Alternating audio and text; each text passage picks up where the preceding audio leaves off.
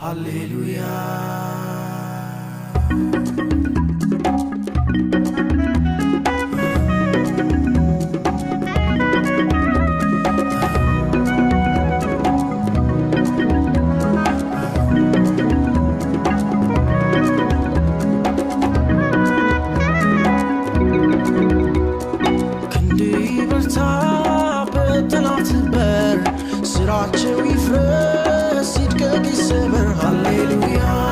በማቴዎስ ወንጌል ምዕራፍ 25 ላይ የተጻፈው ቃል የክርስቲያኖች ሁሉ ታላቅ ተስፋ ነው። የክርስቲያኖች ሁሉ ታላቅ ክብር ነው። ሰው በደስታ ሊያነበው በደስታ በዚህ በተጻፈው ቃል ውስጥ ሊገባ ያስፈልገዋል። ምክንያቱም የመጠራታችን የመጨረሻው ተስፋ የክርስቶስ መምጣት ነው። የመጠራታችን የመጨረሻው ግብ ክብራችንም ያለው በክርስቶስ መምጣትና በመምጣቱ የሚከናወነው ምጽአቱ የሚከናወነው መነጠቅ ነው። የማቴዎስ ወንጌል ምዕራፍ 25 የሚያበስርልን ቃል ምናልባትም አምስቱ እንደዚህና አምስቱ እንደዛ የሚለው ቃል የማስፈራሪያ መንፈስን ወደታች ማውረጃ በየቀኑ ባነበብን ቁጥር ጥያቄ የሚፈጥርብን ሳይሆን በዝግጅት ውስጥ እንድናልፍ የሚመጣውን እንድንመለከተው ራሳችንን እንድንመለከተው ደግሞም የሃይማኖት መሪያችን የሆነውን ሊቀ ካህን የሆነውን እንደ ሰው ያልሆነ በሰማያት ያለፈ በኃጢአት ተፈትኖ ሳይሆን ከኃጢአት ውጪ በሁሉም ተፈትኖ ያለፈ ሊቀ ካህን እንዳለን በማሰብ በደስታ ልናነበው በዚህ ደስታ ውስጥ አሁን ባለንበት ሰዓት ገብተን ልንካፈል የሚያስፈልገን መልእክት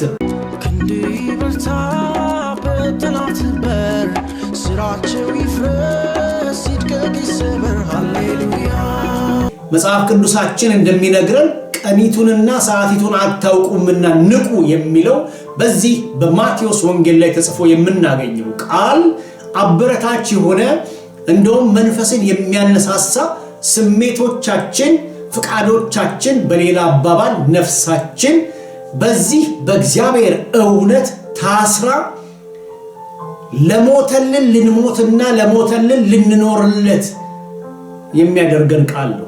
መጽሐፍ ቅዱስ በዮሐንስ ራእይ ላይ ይህንን የመጨረሻውን ተስፋ እንደዚህ ይገልጠዋል። እኔ ኢየሱስ በአብያተ ክርስቲያናት ዘንድ ይህንን እንዲመሰክርላችሁ መልአኬን ላኩ።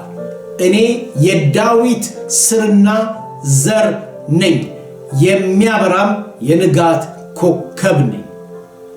መንፈሱና ሙሽራይቱ ና ይላሉ ይላል። ክብር ለኢየሱስ ይሁን።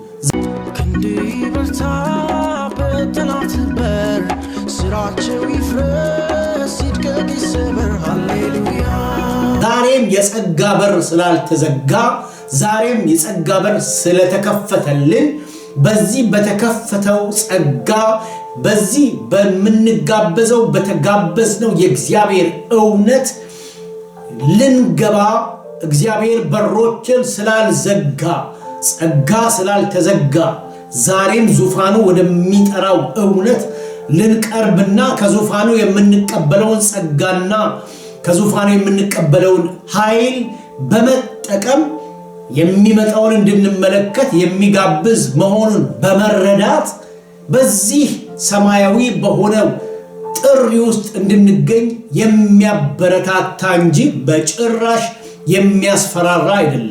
ስለዚህ መጽሐፍ ቅዱሳችን በዚህ በዮሐንስ ራእይ ምዕራፍ 22 ላይ መንፈስና ሙሽራይቱም ምን ይላሉ ይላል? ና ይላሉ። የሚሰማም ካለ በኋላ ና ይበል። ከሰማ በኋላ ና ይበል። ወደዚህ ይጋብዝ። አይፍራ፣ አይደንግጥ፣ አይንቀጥቀጥ። ና ይበል። ለምን? ከክርስቶስ የመጣ ራእይ ነው። ለምን? ከክርስቶስ የመጣ መልእክት ስለሆነ።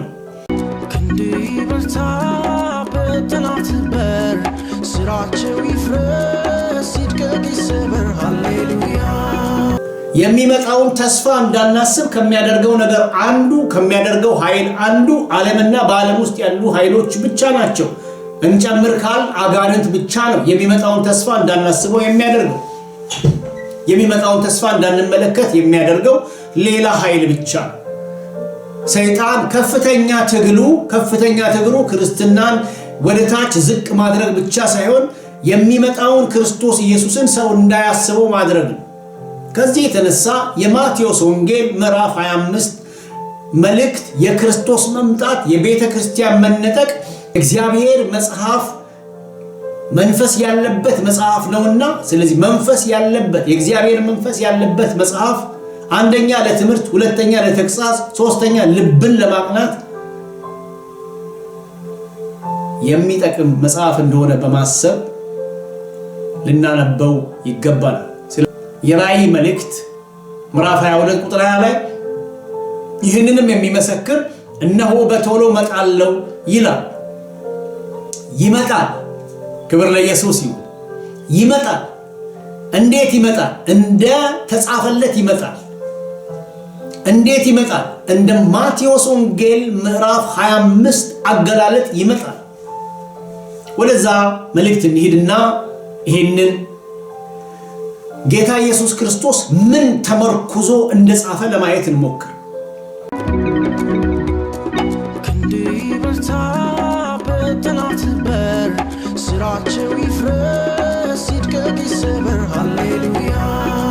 በአይሁድ ባህል ጋብቻ የሚካሄደው በዚህ በማቴዎስ ወንጌል ምዕራፍ 25 ከቁጥር 1 እስከ 13 ያለው ክፍል የአይሁዳውያንን የጋብቻ ስነ ስርዓት ወይም የባህላዊ ስነ ስርዓቶቻቸውን የሚገልጥ መጽሐፍ ነው።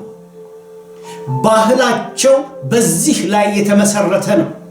ጌታ ኢየሱስ ክርስቶስ ለሚሰሙት እየተናገረ ያለው በየቀኑ የሚያከብሩትን ተጠርተው የሚሄዱትን በአይሁድ ዘንድ ባህሎቻቸው ስለ ጋብቻ ያለው ባህል ምን እንደሆነ በሚያውቁት በሚረዱት በነሱ ሁኔታ ነው የገለጠላቸው። ስለዚህ መጽሐፉ ከሚገልጥልን ነገር የመጀመሪያው ምንድነው የሚለው?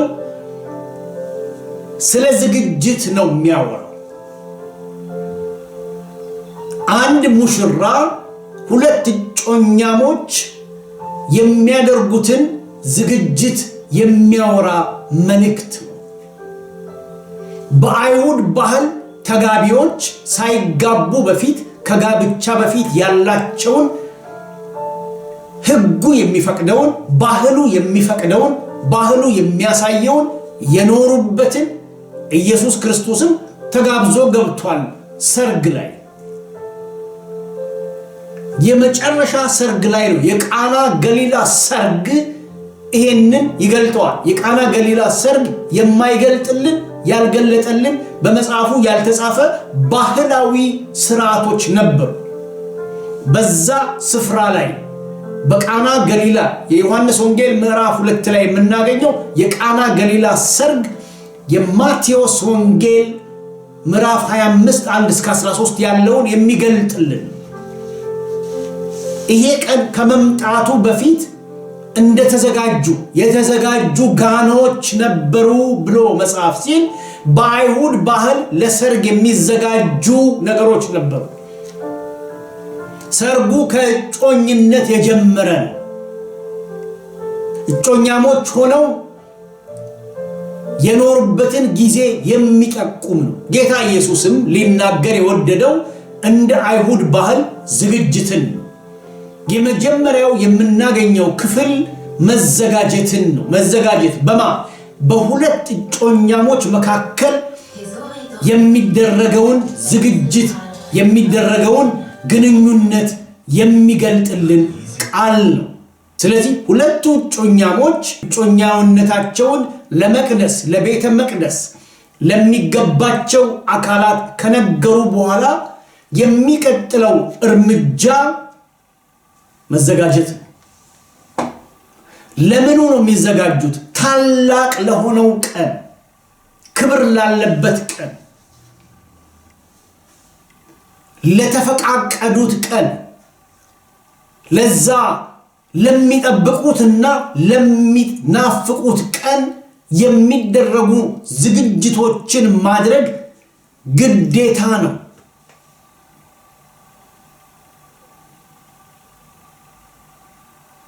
በዚህ በማቴዎስ ወንጌል ምዕራፍ 25 ላይ ጌታ ኢየሱስ ክርስቶስ የሚደረጉን ሰርጎቻቸውን ተመርኩዞ ነው የሱን መምጣት የሚናገረው። እንደዚህ ይላል፣ 10 ቆነጃጅቶች ትመስላለች። ማን? ቤተ ክርስቲያን። ስለ አጥቢያ ሳይሆን ኢየሱስ ስለሚመጣላቸው በስሙ አምነው ለተጠመቁ፣ በስሙ አምነው ልጅነትን ላገኙ ሁሉ ዩኒቨርሳል ጥሪ ነው። ሲመጣም የሚመጣው ለአጥቢያው ብቻ አይደለም።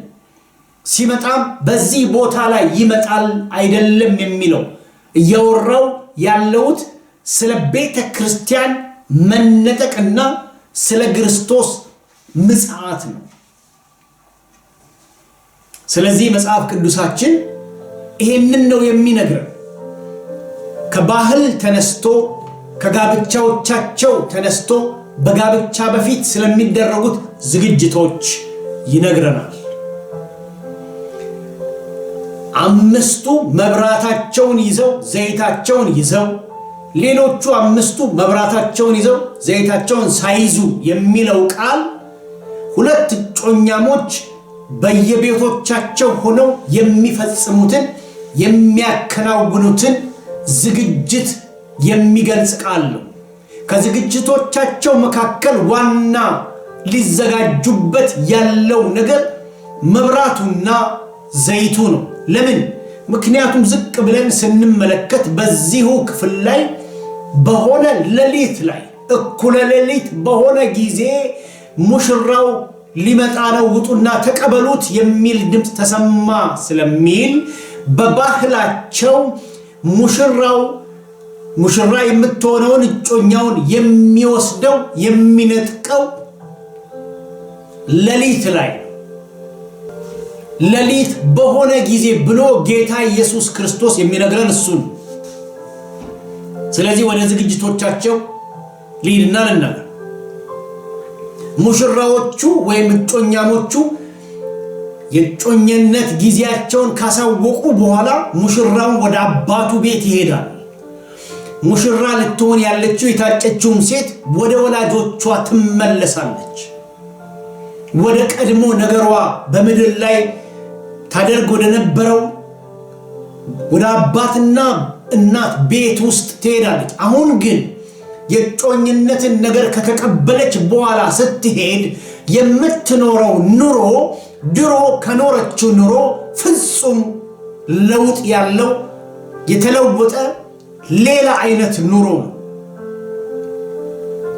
ያም ደግሞ ቀድሞ ታደርግ የነበራቸውን ነገሮች በማድረግም እንዲሁም ለታጨችበት መታጨት የሚደረጉ ዝግጅቶችን ታደርጋለች። ምን አይነት ዝግጅቶች ካልን የሚለበሱ ልብሶችን፣ መብራትና ዘይት። መጽሐፉ እሱን ነው የሚገልጠው። ልብሳቸውን የለበሱ ውበታቸውን፣ ይህንን ስላላት ውበት ስለምትዘጋጅበት ዘይትና ስለምትዘጋጀው መብራት መጽሐፉ አድምቆ የሚነግረን እሱን ነው።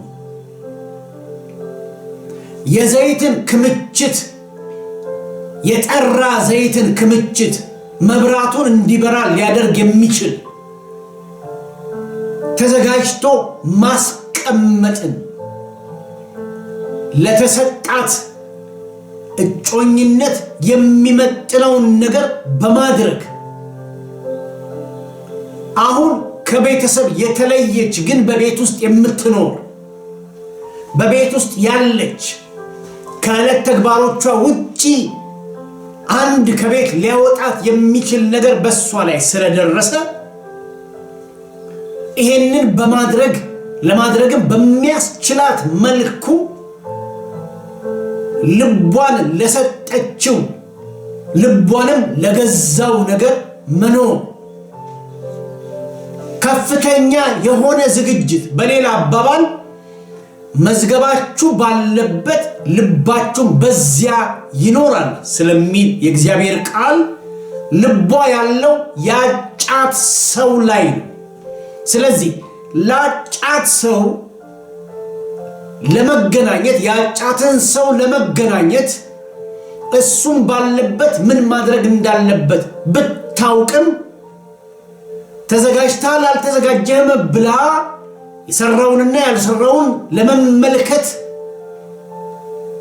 እንደማይመለከታት በማወቅ ግን እሷ ልታደርግ የሚገባትን ነገር በማድረግ ቀኖችን ታሳልፋለች። የሚቃጠል ቀን አልነበረም። የሚቃጠል ጊዜ አልነበረም። የማታስብበት ጊዜ አልነበረም። ለምን? ይህ የእጮኝነት የመጨረሻው ጊዜ ለሷ ትልቅ ክብር ነው፣ ዋጋ አለው። እጮኛው እሷን ባጨ ጊዜ ለሷ የሚመጥን ዋጋ ወደ ቤተሰቦቿ እንደ ባህላቸው ይዞ ይሄዳል፣ ይሰጣል። ለሷ ያለውን ክብር የሚገልጥ ነው። ስለዚህ የማቴዎስ ወንጌል የመጀመሪያው ክፍል ከሚያስረዳን ነገር አንዱ የማቴዎስ ወንጌል ምዕራፍ 25 ዝግጅትን ነው። በተናጠል እያንዳንዱ በጌታ በኢየሱስ ክርስቶስ ኢየሱስ ያመነ ሰው በግል የሚዘጋጀውን ዝግጅት ብቻና ብቻ የሚገልጥ ሌላ ነገር አይገልጥም። ስለዚህ የማቴዎስ ወንጌል የመጀመሪያው ክፍል ከሚያስረዳን ነገር አንዱ አንድ እጮኛ ያጨ ሰውና የታጨችን ሴት እንደ ባህሉ ነው ጌታ ኢየሱስ ክርስቶስ የተናገረው።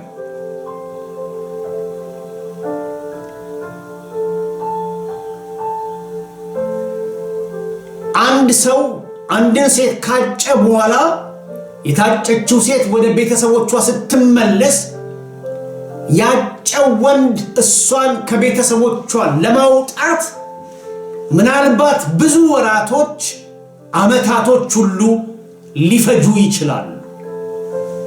ምክንያቱም ያጫትን ሴት ወደ ቤቱ ለማምጣት የመጨረሻ ቃል ሰጪ እሱ ሳይሆን አባቱ ነው። ወደ አባቱ ቤት ይዟት የሚሄድበት ምክንያት ሙሽራ ልትሆን ያለችውን ሴት ሂድና ሙሽራህን አምጣ የሚለው እንደ አይሁድ ባህል አባትየው ሙሽራዋ መጥቷል ውጡና ተቀበሉ የሚል ድምጽ የሚያሰማው የልጁ አባት ሳይሆን ልጁ ነው። ልጁ ወደ ልጅቷ ወደ ታጨችው ቤት ሲደርስ ይህ ድምጽ ይሰማል፣ ይህ ድምጽ ይነገራል። ነገር ግን በአንድ ሰው የታጨችን ሴት ሄዶ ለማምጣት የአይሁድ የሰርግ ባህል የሚፈቅደው ሄዶ ለማምጣት ድምጽ የሚያወጣው ሄዶ ለማምጣት ፈቃድ ያለው ሄዶ ለማምጣት ሰዓቲቱንና ቀናቱን የሚያቀው የልጁ አባትና አባት ብቻ ነው። የልጁ ድርሻ ምንድነው ካልን የልጁ ድርሻ ለሚያመጣት ሙሽራ ስፍራን፣ ቦታን፣ ቤትን የሚያስፈልገውን ሁሉ ማዘጋጀት ነው። የማቴዎስ ወንጌል ምዕራፍ 25 ከቁጥር 1 ጀምሮ የምናነበው የመጀመሪያው ክፍል መታጨት ነው። ከዛ በኋላ ለታጨችው ሴት የሚደረግ ዝግጅት ነው። ዝግጅቱ በሁለቱም በኩል የሚከናወን ክብር ለኢየሱስ ይሁን። ጌታ ስለመምጣቱ እየተናገረ በውስጣቸው በነፍሳቸው ላይ በመንፈሳቸው ላይ የሚጨምረው ታላቅ የሆነ ጉጉትን ነው። ታላቅ የሆነ ምኞትን ነው። ለዛውም ሰማያዊ ምኞት። ክብር ለኢየሱስ። ሰማያዊ ናፍቆት ይመጣል። ስለዚህ የመጀመሪያው ክፍል ማጨት ቢሆንም ከታጫጩ በኋላ እጮኛሞች ለብቻቸው ሲኖሩ ሲለያዩ ያጨው ወንድ ወደ አባቱ ሲመለስ የታጨችውን ወደ ቤተሰቦቿ ስትመለስ ከፍተኛ የሆነ በመንፈስና በነፍሳቸው ላይ የተጫነ የተቀመጠ አንድ ታላቅ መዝገብ ልባቸውን ሁሉ የያዘ ዕለት ዕለት የሚያስቡት እንዲዘጋጁ የሚያነሳሳቸው ነገሮች ይዘው ነው የሚሄዱት። ይሄንን ተመርኩዞ ነው ጌታ ኢየሱስ ክርስቶስ ስለመምጣቱ የተናገረው። ስለዚህ ወደ ቤቱ ከሄደ በኋላ ወንዱ በአባቱ ቤት ሆኖ ለምትመጣው ሴት ከፍተኛ የሆነ ዝግጅትን ሲያደርግ አባቱ ይመለከተዋል፣ ያየዋል። ልጁ ያጫትን ሴት ለማምጣት ልቡ ቢነሳሳም ቃል ስላልወጣ አባቱ የይሂድ ወይም ሄዶ የማምጣትን ፍቃድ ስላልሰጠ ዛሬ ተሰምቶኛልና እጮኛዬን ወደ ቤት ያመጣለው አይልም። ባህሉ አይፈቅድም። መንፈሳዊ ዓለም ላይም ጌታ ኢየሱስ ክርስቶስ ሊል የወደደው እሱን። ስለዚህ የመጀመሪያው መተጫጨት ነው። ሁለተኛው ቀጥሎ ያለው ነገር ወይም በዚህ ውስጥ የሚጠቃለለው ዝግጅት ነው። ሃሌሉያ